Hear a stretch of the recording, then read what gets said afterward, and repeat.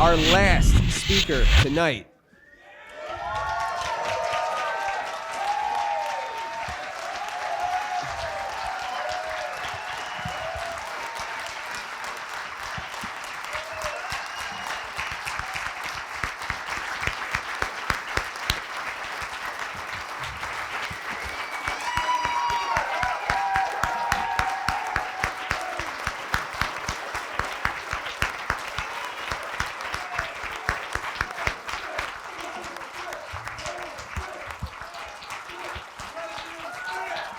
last speaker tonight is a very failed comedian,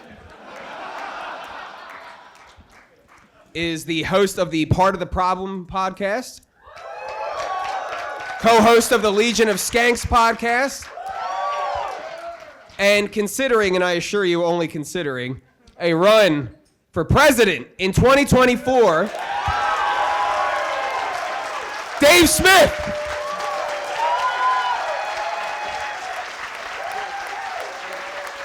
Thank you very much. Thank you. Thank you. That is, you guys are great. What a great event. Thank you guys all for coming out tonight. I've met a lot of you so far, and I'll be hanging out afterward, and I hope to meet more of you. And I get, it's like a lot of people are coming up to me, and they're like, oh, you know, like, thank you for what you do, and this, and from the bottom of my heart, man, thank you guys for what you do. Like, this is what matters. This is incredible. What an incredible event. It's so much energy.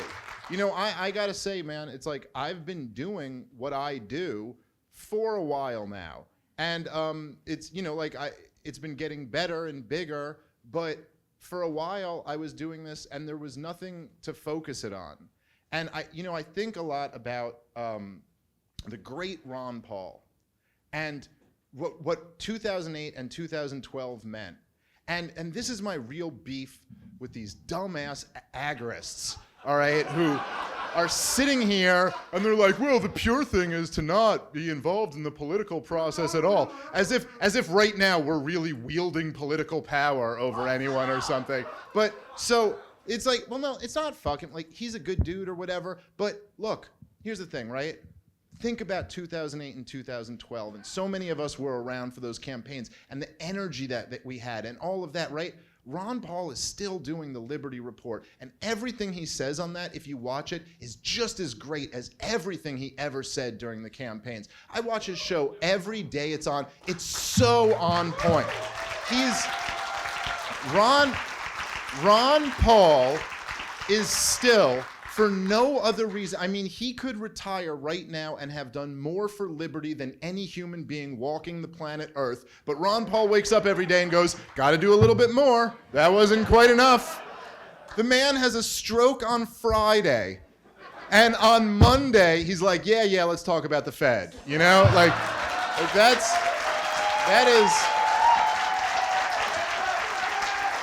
is our guy. But here's the thing. What happened to the Liberty Movement? All that happened was that Ron Paul's not running for president anymore. That's it. He's still saying all the great shit. And you know what? When I realized this too, right? Before the Mises Caucus, I was saying all of the stuff that I'm saying now. And now all you guys are like, wow, it's amazing you're saying this stuff and you're drawing people into the Mises Caucus. But it's not me. It's Michael Heiss for starting this whole thing, man. It's all the credit goes to Michael Heiss.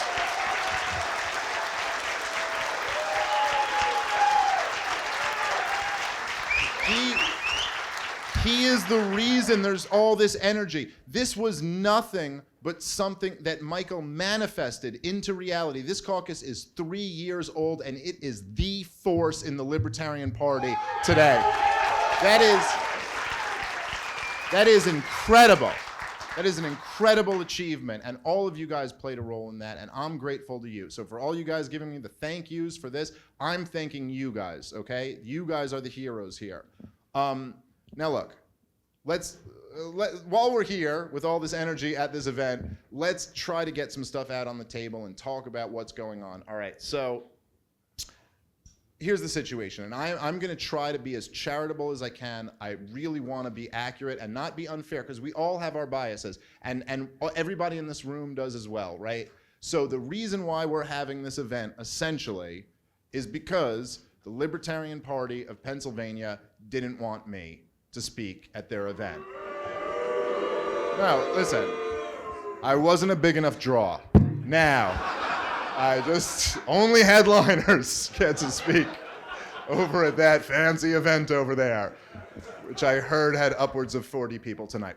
Anyway, I'm speaking on rumors that are going on, okay? But listen, here's the truth, and I mean this from the bottom of my heart. I'm not being sarcastic. I mean this very sincerely. I do not begrudge them for not wanting me to speak. I really am a libertarian to the core of my being. And if they don't want me to speak, that's fine.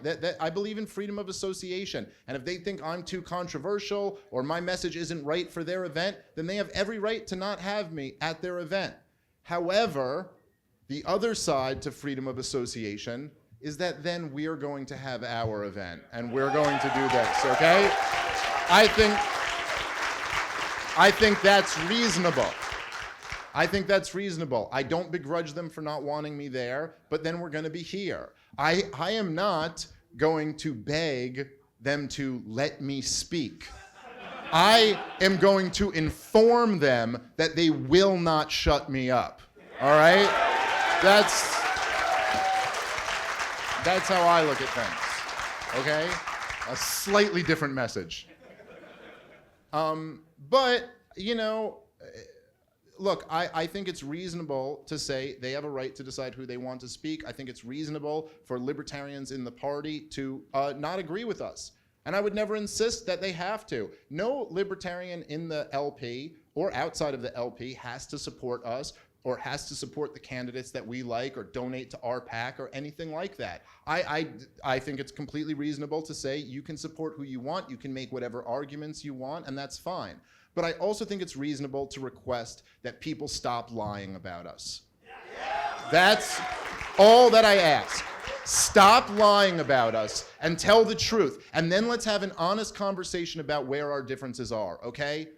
And there's a lot, everybody here knows there's a lot of lies that are told about who we are. So what I want to just say tonight, I want to just make it unambiguous and be very clear about who we are. Because everyone here knows that there's a lot of people out there saying we are this or we are that and we stand for this or we stand for that, and a lot of it is lies. So let me just state this for the record. This is who we are. We are the Ron Paul Army. That's who we are, okay?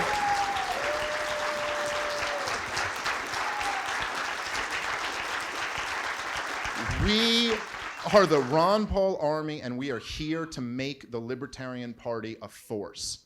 That is what we are here to do. You remember when Ron Paul would inspire all of those tens of thousands of young people to come out at every single event? Well, we're those people, okay? And this is our next chapter. What we represent is the Revolution 2.0.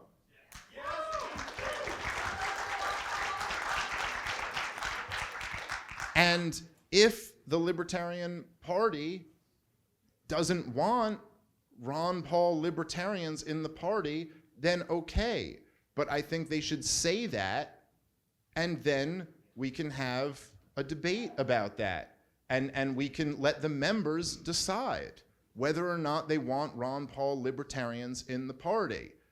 However, if they're not batshit crazy, and they would like Ron Paul libertarians in the party, then we are more than thrilled to bring this energy in and work with them and create something amazing, which we can do if we all work together. So that's my pitch. Let's just be honest about what we want to accomplish.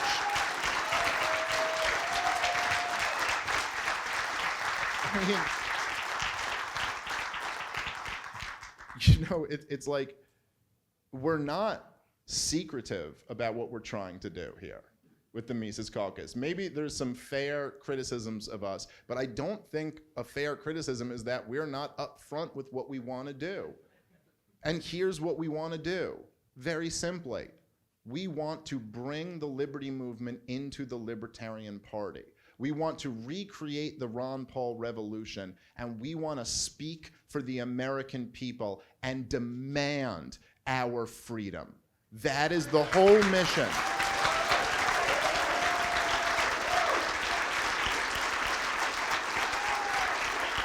You know, the Libertarian Party has an unbelievable tradition. I mean, I think that sometimes we have to, really appreciate the legacy that we're inheriting. This is the Libertarian Party. This is the party of Ron Paul. This is the party of Harry Brown. Great men. Yes, the legend Harry Brown. These are this is the legacy that we're following here. And from my perspective, we were asking with Ron Paul in 1988. We were asking with Harry Brown. We were asking with Ron Paul in 2008 and 2012. What the Revolution 2.0 is here to do is demand. We're not asking for our liberty anymore. We are demanding our liberty. That is our message. And we are speaking on behalf of the American people. We demand an end to the COVID restrictions immediately.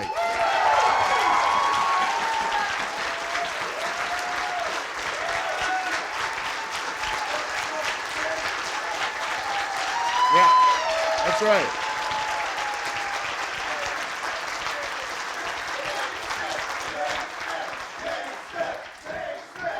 And I don't mean we want 35% capacity instead of 25%, or I want to be able to not wear my mask when I'm 6 feet away from you, or anything like that. I mean, give me liberty or give me death. The government has no right. They have no right to tell you, because something is a risk to you, that you lose your basic liberty. What the government has done over the last year is disgraceful, it's tyrannical, it's totalitarian. They have destroyed the lives of tens of millions of Americans on the basis of pseudoscience. They should all be launched to the freaking moon. That is true. For the record, that's almost certain that's Scott Horton's line. That I just unapologetically take Scott Horton's lines and then just use them on huge platforms. Like, people will be like, "Oh, that was so great what you said on Rogan," and I'm like, "I know, I just came up with it on the spot right there. It just came to me, and it wasn't that Scott said it for 10 years, and then I was like, anyway." But that's what we demand. We demand an end to this insanity over the last year. And I mean, more and more is coming out. I mean, what we've seen just over the last couple weeks, right? You've seen it all fall apart. You've seen the articles by, people in the establishment. New York Times, they just came out and admitted that there's not one documented case of COVID where it was caught from a casual outdoor interaction. Well, that's fair enough. I think the problem, well, in the case of Cuomo, he was trying to fuck other people, which was the problem. That was the problem. Never mind killing the old people. It was when he pinched Susan on the ass. That's what we got to get to the bottom of. But it's the outdoor masks were all, it's complete pseudoscience, and whatever.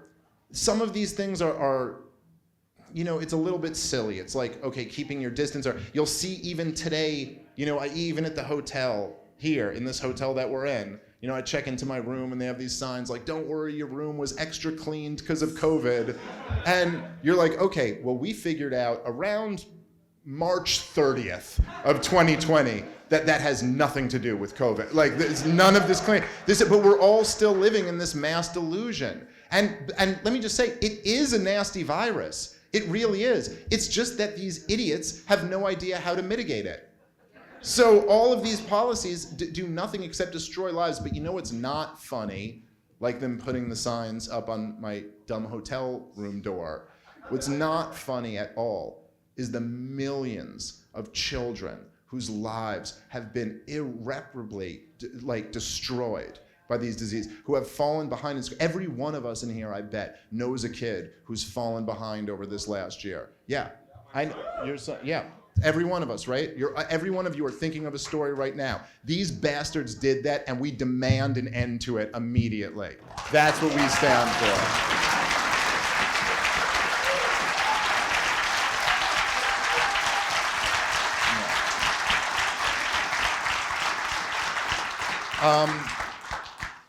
And of course, I don't know if I need to say this after following Scott Horton, but we are demanding an end to the wars, and not like okay, I think we have to agree to pull out by September 11th, or I think we should draw down from 6,000 to 2,000, or whatever the real number of troops in Syria is, because even Donald Trump evidently didn't know what the numbers were, right? Here's what the Mises Caucus position is.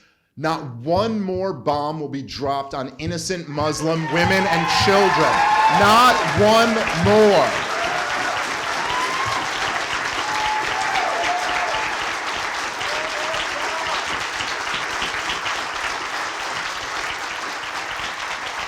That's our position. And I'm sorry to the other members of the Libertarian Party. We are in the business of ending genocides here. This is what we're here to do, okay? And one more, not one more non-violent, victimless criminal is put in a goddamn cage in a moral society. It is nothing but modern day slavery. It's a disgrace. It's an embarrassment. I have a 2.5-year-old daughter and a son on the way, and it's an embarrassment that I would ever have to explain to them that we as a group of adults have allowed this slavery to persist in our first world country with the wealth and resources we have, that we still lock human beings in a cage like animal for pot or even cocaine or heroin or whatever it is, and even for selling it. They did nothing to anyone, and they do not deserve to be locked in a cage.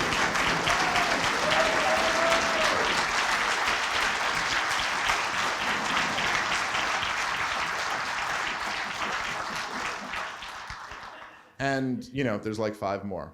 But I don't know if I can keep this energy going for another 5 more. But we're also not going to give another fucking dollar to bankers or to big corporations. We're not robbing American citizens to pay billionaires' welfare, okay?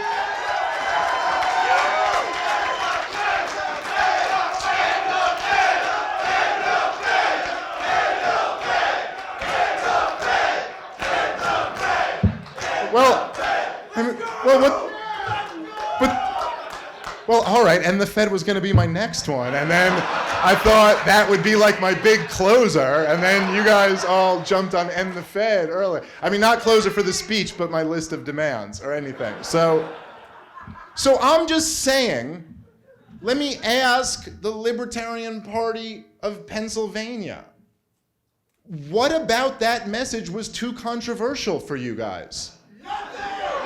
Because that's our message. And, well, you know what? Listen, a lot of them are, and a lot of them, there's different groups, right? And Michael was describing this the other day when he spoke on my podcast about it.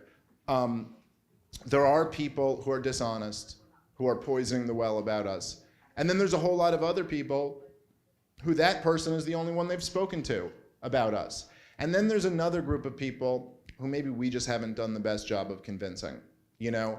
And so I want us to also, like, if I'm gonna ask that our critics in the Libertarian Party be honest about us, well then I'm damn sure gonna demand out of every one of you that we give them a fair shot, okay? That we also, listen, we're libertarians, okay? We believe in the presumption of innocence, right? That is the essence of freedom, that you are presumed innocent. right? Okay, so I'm saying that we should apply that in our social encounters with other libertarians. Now, if somebody has proven to you that they are dishonest and they're vindictive, then okay, fine. You don't have to deal with that person. But I demand of every one of you that you treat every other libertarian with the presumption of innocence, and let's try our best. Look, Ron Paul was willing to coalition with anybody. He would coalition with anybody. Like, he would coalition with Dennis Kucinich. He would coalition with any person. You know, if freaking Dick Cheney was like, I think we should legalize raw milk, Ron Paul would be like, let's do it. Yeah, like, let's really, you know? So that's the point. And if he could set that example for us, and that is really our guy who we're inspired from, then we damn sure can work with other libertarians. So let's do our best to prove them wrong, because they're lying about us. So let's be who we really are, and let's do our best. Look, here's the truth. There are some poisonous people in the Libertarian Party. I know them better than most. But the vast, vast, vast majority of people in the Libertarian Party are good libertarians who really want to achieve all of the same goals that we do. And let's do our best to prove to them that we can work with them. I promise that, you know, our members, other members of the party who are critics of ours, I promise you that if you give us a chance, this is going to be the best thing that's ever happened to the party. We are your reinforcements. We are here to make this party a force, and it's not to disrespect the work that people have done over the years. Like I said, this is the party of Harry Brown. I'm honored to be a member of this party, okay? But at the same time, let's be honest. Let's be real. We are the party that sits upon the philosophy of libertarianism. The most beautiful philosophy ever devised by man. And we're viewed as a joke.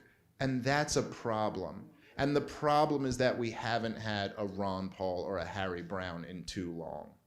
That's the only issue.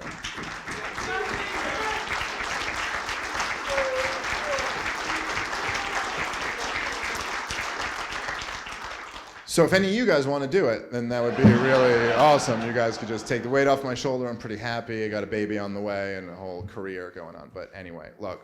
I will just say that, you know, to my theme before, I really am happy to work with anybody, and I've been trying to demonstrate this over the last few months, and I've really been working hard at this, that I want to say that anybody who comes in good faith and want to try to achieve some of the same goals that we want to achieve, well then, you know what? We are allies. We are brothers and sisters, and we are in the same fight together. And that's, you know, but there are others who are claiming we're something that we're not. And so I just, again, want to make it, you know, clear tonight that the idea that we represent some type of right-wing takeover or whatever, you know, all the other names in the book that are thrown at you whenever someone woke is losing an argument. You know, you're a racist or say, yes, I know. It's funny because I always thought as a Jew, as the, you know, grandson of a Holocaust survivor, I thought I was kind of protected against those accusations. Man, was I wrong about that. You know, but here's the thing, and here is the truth. I know just about everybody in leadership in the Mises Caucus, and I've met a whole lot of people within the rank and file of the Mises Caucus, and I have never met legitimately one racist. Not one. That's the truth. We are, that's not what we're about. It's not what we're about. Like, it's just not. And you know, if there's one thing I know, because I've talked to a couple, and I've talked to people who are anti-Semites and people who are racist, and here's one common trait that I've noticed in all of them. They'll tell you. They are more than happy to let you know. People who think the Jews are controlling everything, all you have to ask them is, how's the weather? And they're like, well, the Jews are controlling all of the weather. And you're like, all right, I haven't had my coffee yet, so this is This is a bit much earlier. It's because I was just making conversation. And that's not who we are. And anybody who tells you that, that's who we are, they're lying to you. Look, I will say it. Here's the thing, right? When a lot of libertarians like to put out that plank, they like to tweet, we condemn bigotry as irrational and repugnant. My response to that is always that it's like, this just seems to me like an unnecessary thing to even say. Like, what do I have to, we have to start with, I'm proving to you? Like, let me start with, I'm not a horrible person. I'm not allowed to have the presumption of I'm not a horrible person. I also don't believe in torture. But here's the truth. But that one is more serious than. But to me, I don't have to just sit here and say I find bigotry repugnant. Here's how you know I find bigotry repugnant.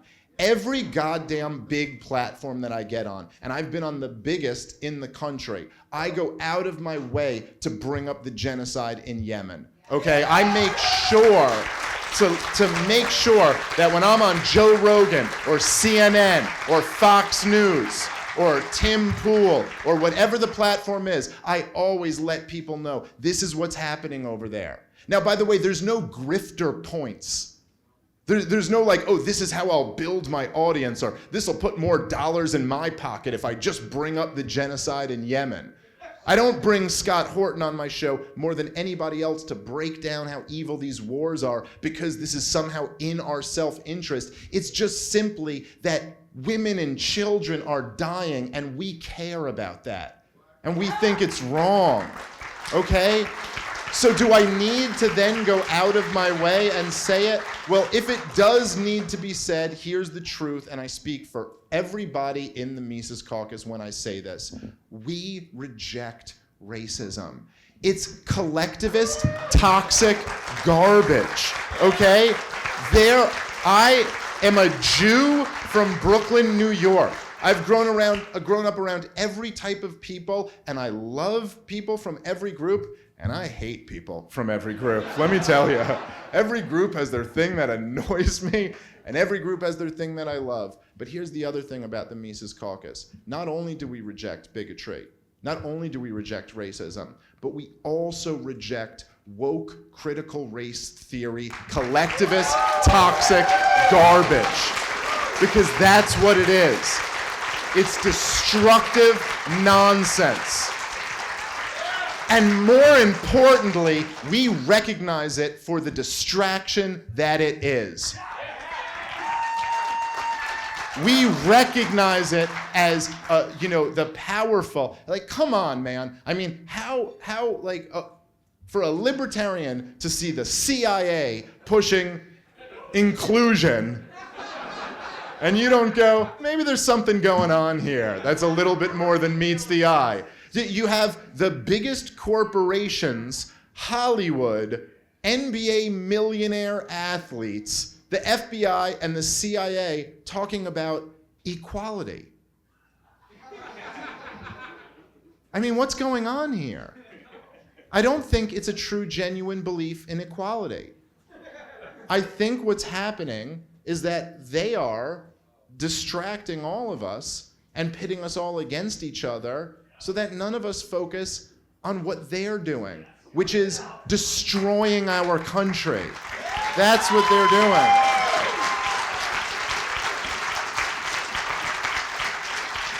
Want to see the CIA woke commercial? Oh, let's hear what our torturers think about race awareness, I guess. Thank you, anti-racist torturers. But listen, this is a torturer with anxiety. I mean, if Saturday Night Live had any courage at this point, the sketch would write itself. It's like, please stop waterboarding me. Don't yell at me. That really brings on. It's very uncomfortable for me. I'm very triggered by your. But so that's what it is, right? Is that we're rejecting this whole paradigm. This whole paradigm. It's not a choice between believing in corporate wokeism or being a racist. Those aren't the choices. And the reality of the situation is this, is that the enemy is who the enemy has always been. Our enemy isn't left-wingers or right-wingers. Our enemy is the state.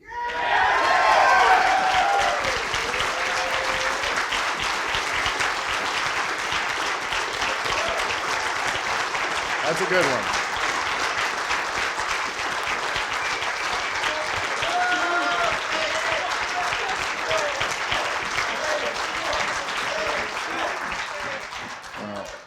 Look, this whole Mises Caucus experiment has really turned into something beautiful, and it's been amazing to watch. It really has. You know, like I said, Michael Heiss convinced me to join the party. He convinced Tom Woods to join the party. He convinced a lot of you guys to band together. He convinced Scott Horton to get active. He really created this.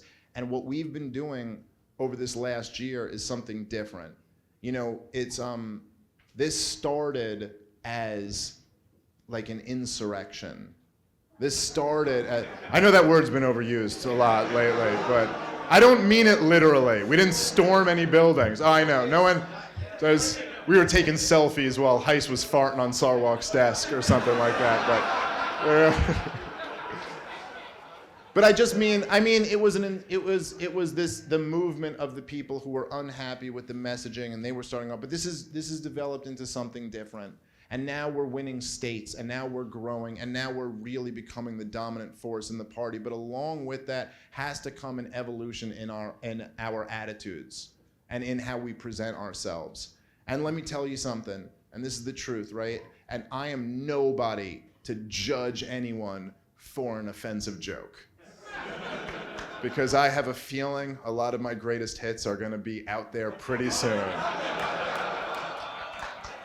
But you know what?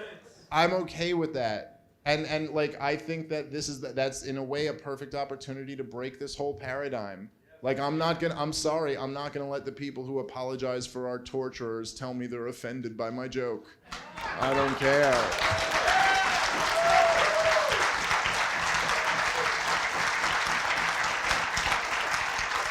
But I digress.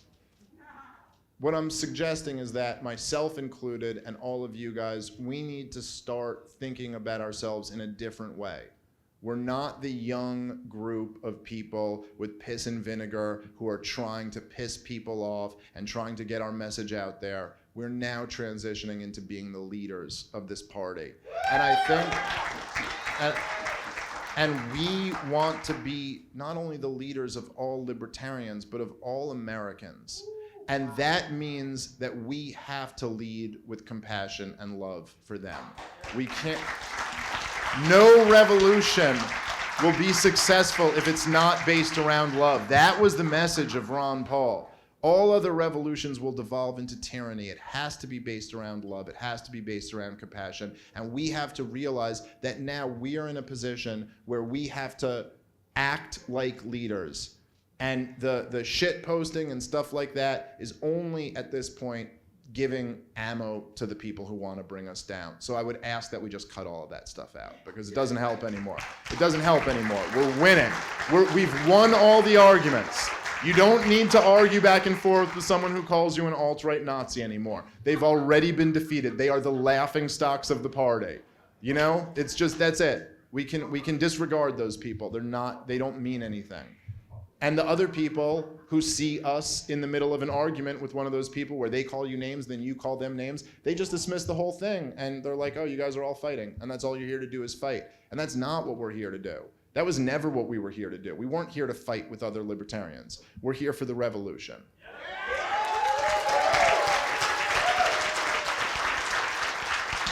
So, the next step is that I need every single one of you who possibly can to be there tomorrow for Scott and Nick Sarwalk at that event. I need us to make our presence felt. I want every one of you to be respectful and kind, but cheer Scott on and be there at that event tomorrow. I know it's 7:30 in the morning, and I know most of you are halfway drunk already right now. We are libertarians after all. and the other half have been high since noon. So it's the crowd we roll with. How am I doing on time? Good? Yeah. All right. That was a great. I just literally looked over to Michael Heist to go like, how am I doing on time? And he went, so, which is a great. That's the most libertarian response ever. I have no idea. I just don't even really know what day it is. I don't know, bro. You're fucking speaking. Keep speaking. You know, Ron Paul. It always comes back to him for me. I just said the word. That's it. Yeah. Great point. But we've gotten the endorsement from him. We've gotten the endorsement from so many of these other powerful libertarians. You know, the fact that Jeff Deist is going to be here tomorrow night means so much to me personally. So much to me. That's a true moment in libertarian history, right? That the president of the Mises Institute would be back at an LP event with a whole bunch of enthusiastic people. And there's been these kind of like rifts in the libertarian movement before. And what I think about all of it, and from my perspective, I was, until I got into the Libertarian Party, friendly with all libertarians. It wasn't until I came in, like I got along with the Cato guys, with the Reason Magazine guys. My loyalties were always to the Mises Institute and Ron Paul because that's who like radicalized me and explained all this stuff to me. But I always got along with everybody. And then there'd be the history of all the beefs and all that. But I was like, that's before my time. What do I care? I mean, they shouldn't have stole Cato from Murray Rothbard, but whatever. It's like, that's what happened. They probably owe him a few bucks, but whatever. That's not the point, all right?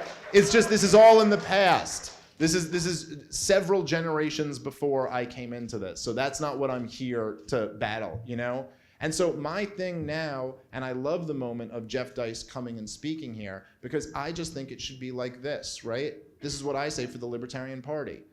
The Cato Institute has done amazing work. And they absolutely deserve a seat at the table of libertarian thought. Their foreign policy team is amongst the best in the business. That's the truth. Their Reason Magazine has done incredible work throughout the years. They spread ideas of libertarianism to people who had never heard of them before. They've been phenomenal. Like, they've done great work. I don't want anyone to not be included in this. But the Mises Institute also gets a seat at the table. They also deserve to be here. They kept the ideas of Mises and Rothbard alive, and they were the intellectual firepower behind the Ron Paul movement. They deserve to have a seat at the table too. And we should bring everybody together. There's no reason why we shouldn't. All of these old beefs are dumb and old, and what is it, between Murray Rothbard, who's no longer with us, and the Koch brothers, who only one of them is still with us. Like, we don't need to hold on to this anymore. We can let this all go and move on together. And you know what? If we want to have a revolution, we need to all be together. So, Ron Paul, and I'll wrap on this. Ron Paul used to always love this Victor Hugo quote, if you remember, that he would say a lot, an idea whose time has come, right? That was Ron Paul loved to say. That was Victor Hugo's quote, there is no force on this earth powerful enough to stop an idea whose time has come. And I will tell you, Ron Paul had all of the right ideas. And Harry Brown had all of the right ideas. But their time hadn't come. And I really believe in my heart that after this year of lockdowns, after this totalitarianism, that these ideas' time has come. And that's what we represent. Nothing can stop an idea whose time has come. And all ideas' times have come. Thank you guys. I love you all. Thank you so much for coming out tonight. Thank you.